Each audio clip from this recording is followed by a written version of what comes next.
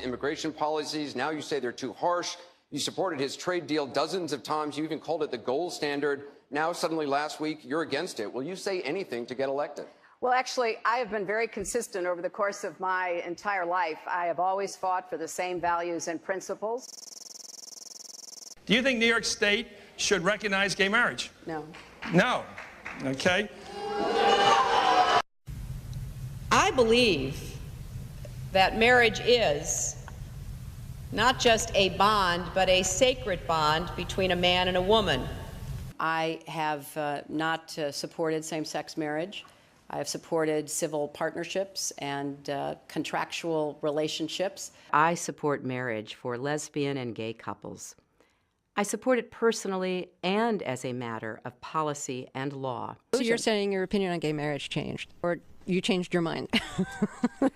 You know, I have to say, I think you are being very persistent, but you are playing with my words and playing with what is such an important issue. I'm just trying to clarify so I can understand. No, I don't think you are trying to clarify. I think you're trying to say that, you know, I used to be opposed and now I'm in favor and I did it for political reasons, and that's just flat wrong. So let me just state what I feel like you are implying and repudiate it.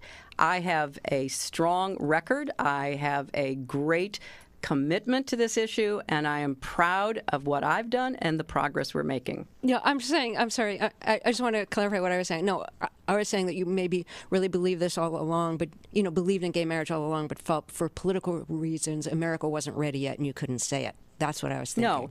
No, that is not true. It really is great how long you've supported gay marriage. Yes. I could have supported it sooner. Well, you did it pretty soon. Yeah. Could have been sooner. Fair point.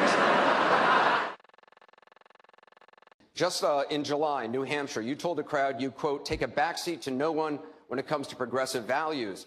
I take a backseat to no one when you look at my record and standing up and fighting for progressive values. Last month in Ohio, you said you plead guilty to, quote, being kind of moderate and center. Do you change your political identity based on who you're talking to? No, I think that, like most people that I know, I have a range of views, but they are rooted in my values and my experience. You know, I get accused of being kind of moderate and center.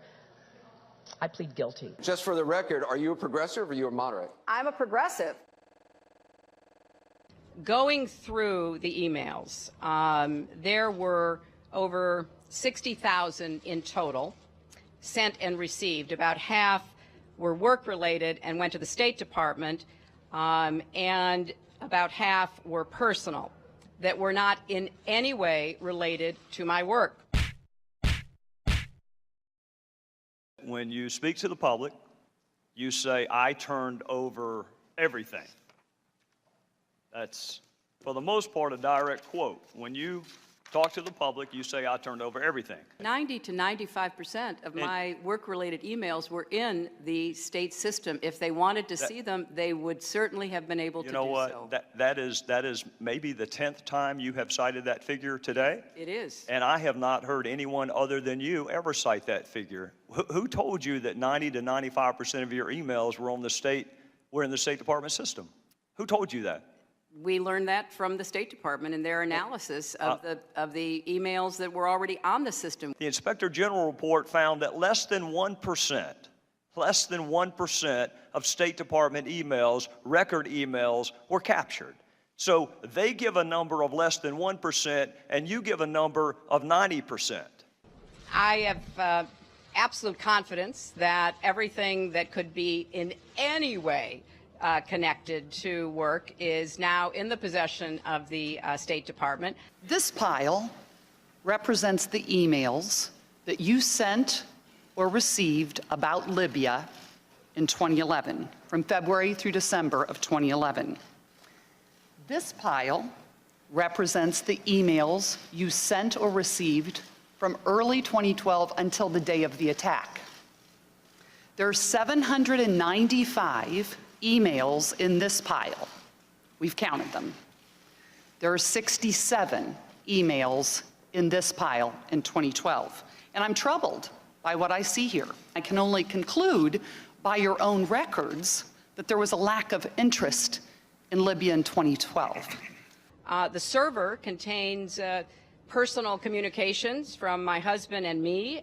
Only time I got on the internet, I did 2 emails, and I ordered Christmas presents from a reservation.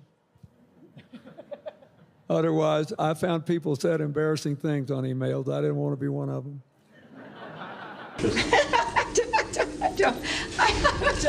I mean, and how many angels dance on the head of a pin? I have really nothing to. I mean, how do you answer that? I represented Wall Street as a senator from New York, and I went to Wall Street in December of 2007, before the big crash that we had, and I basically said, cut it out.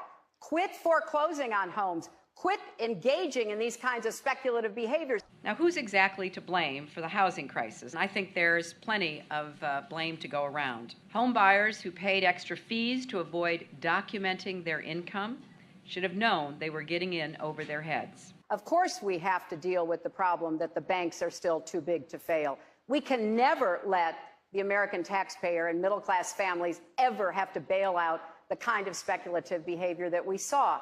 But we also have to worry about some of the other players. AIG, a big insurance company, Lehman Brothers, an investment bank. There's this whole area called shadow banking. That's where the experts tell me the next potential problem could come from. So I'm with both Senator Sanders and Governor O'Malley in putting a lot of attention onto the banks. And the plan that I have put forward would actually empower regulators to break up big banks. I represented New York, and I represented New York on 9/11. When we were attacked, where were we attacked? We were attacked in downtown Manhattan, where Wall Street is. I did spend a whole lot of time and effort helping them rebuild. That was good for New York, it was good for the economy, and it was a way to rebuke the terrorists who had attacked our country. 9/11 was bad. I agree with that. Time and time again, you hear one thing in speeches, and then you see a campaign that has the worst kind of tactics, reminiscent of the same sort of Republican attacks on Democrats. Well, I am here to say that it is not only wrong, but it is undermining core democratic principles. Since when do Democrats attack one another on universal health care? I've looked at the legislation that Senator Sanders has proposed, and basically he does eliminate the Affordable Care Act, eliminates private insurance, eliminates Medicare, eliminates Medicaid, TRICARE, Children's Health Insurance Program. Just because Senator Obama chose not to present a universal health care plan does not give him the right to attack me because I did. So let's have a real campaign. Enough with the speeches and the big rallies and then using tactics that are right out of Karl Rove's playbook. This is wrong, and every Democrat should be outraged. The Democratic Party in the United States worked since Harry Truman to get the Affordable Care Act passed. So shame on you, Barack Obama. It is time you ran a campaign consistent with your messages in public. Hillary Clinton's attempt to tout her foreign policy experience hounded her again on the campaign trail today. I made a mistake in describing it. She claimed she misspoke last week and was sleep deprived when she described landing under sniper fire in Tuzla, Bosnia, something that didn't happen. But CBS News has found several times in the past few months when Senator Clinton used the Bosnia trip to try to show her international experience. December in Iowa. We landed in one of those corkscrew landings and ran out because they said there might be sniper fire. I don't remember anybody offering me tea on the tarmac when that was happening. Then in February. The welcoming ceremony had to be moved inside because of sniper fire. And last week. I remember landing under sniper fire. We basically were told to run to our cars. Now that is what happened. Differing accounts of your trip to Bosnia, and I'm wondering if you can clarify. I know you recall, ducking under sniper fire, and Sinbad in his account, who was on the trip, he said that the most dangerous part was remembering where he was going to eat next. He's a comedian, Jeff. He's a comedian. So you actually recall, hearing gunfire, and were you when we were flying into Bosnia, we came in a evasive maneuver. There was no greeting ceremony. and we basically were told to run to our cars. Now, that is what happened.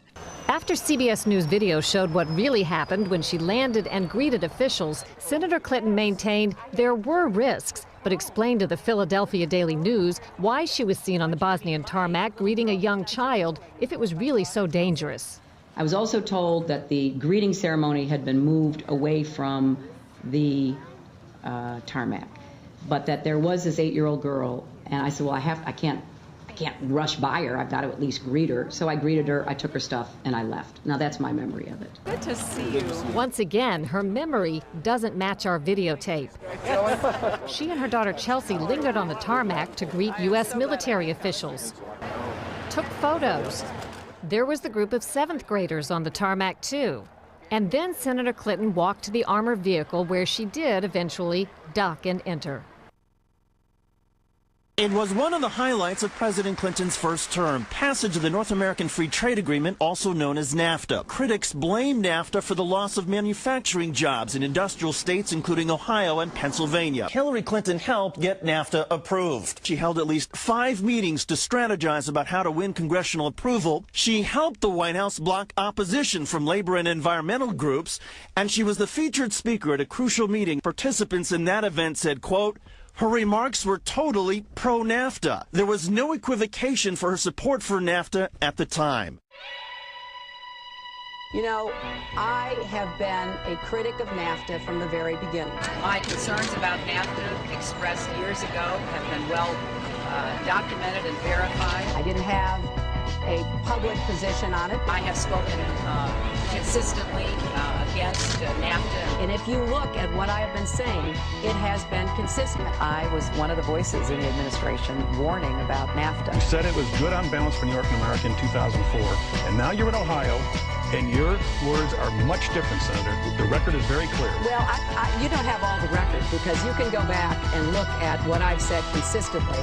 Oh, I think that everybody is in favor of free and fair trade, and I think that NAFTA is proving its worth. I think on balance, NAFTA has been good for New York and America. Was NAFTA a mistake? NAFTA was a mistake to the extent that it did not deliver on what we had hoped.